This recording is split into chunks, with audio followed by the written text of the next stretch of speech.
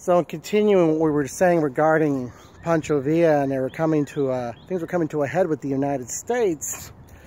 Pancho Villa decided he had to act. He had to do something about this to send a clear message that he wasn't just going to stand for the United States backing those who were oppressing the Mexican people. So in March of 1916, he and several hundred of his followers came across the Mexican border and attacked the sleepy little town, or what was thought to be the sleepy little town of Columbus, New Mexico. And just after 4 o'clock in the morning, they began attacking the local town. What Pancho Villa did not realize also is there was a very close American garrison which was armed with machine guns right in that vicinity. So while 10 American soldiers would be killed, and 18 American civilians would be killed. And the one interesting fact on that, one of them was a pregnant woman. So by statistics, it should have been 19.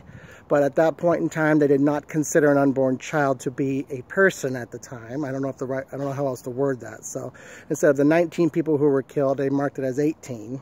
Meanwhile, Pancho Villa lost several hundred of his own men, charging with horses against American machine guns. Needless to say, publicity went against him in every regard in the United States. The Mexicans attacked the United States. This is the first time anyone from a foreign country had crossed into our borders and attacked us since the War of 1812. Granted, that was only 104 years earlier.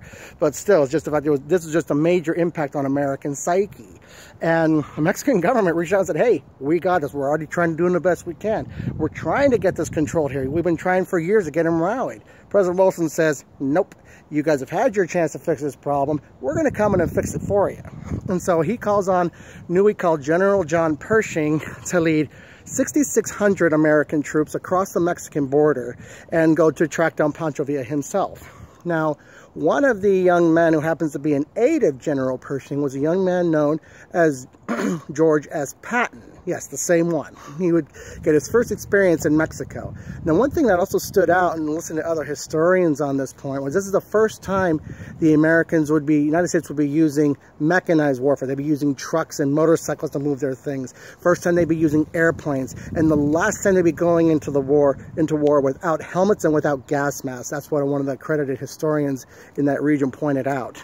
So a lot of things were happening with all of those changes. And so Mexico was protesting, saying, hey, you are crossing our borders. But at the same time, they did not want to have open conflict with the United States. So in a lot of ways, Mexico did whatever it had to appease the United States in this matter to avoid open conflict. But needless to say, the Mexican government and its people were furious that the United States undertook to cross their borders and chase Pancho Villa. But at the same time, the people loved Pancho Villa. He knew every place to hide between that and the Guatemalan border. He knew everywhere to go. And the people were hiding him. John Pershing and the 6,600 Americans went several hundred miles down into Mexico trying to find him.